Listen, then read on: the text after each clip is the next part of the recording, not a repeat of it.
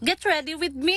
Get ready, dyan ka magaling ang paglalagay ng koloriti sa pagmumuka mo. Ganyan, magaling ang babae na yan, ang pagpaarte sa katawan niya. Yung pinaglalagay niya yan sa muka niya, yung tubig na yan, naiirita talaga ako pag makita ko yan sa rip. Kay dagdag sikip lang yan sa rip. Hindi ko alam kung bakit kailangan ilagay sa rip ang tunir-tunir daw na yan. Palagi ko tong mapapansin sa kanya ba, magpahid-pahid siya ng mga puti na yan na tatapalan niya yung mga nangingitim sa mukha niya. Paano hindi yan magkaroon ng pangingitim yung mga bakas sa pimples niya?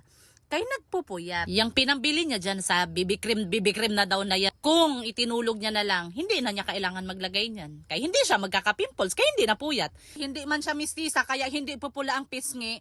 Maglalagay siya nitong pampapula sa pisngi niya. Kaya kahit ano mang gawin mo dito kay Dorinel, hindi yan talaga mamula. Kahit anong sermon kahihiyan, hindi yan tatablan, hindi talaga yan pupula. May nabasa pala ako ng mga comment na mamahalin daw yung blush on niya, sosyalira ka talaga. Ang labi sa babae, naglagay ng lip tint.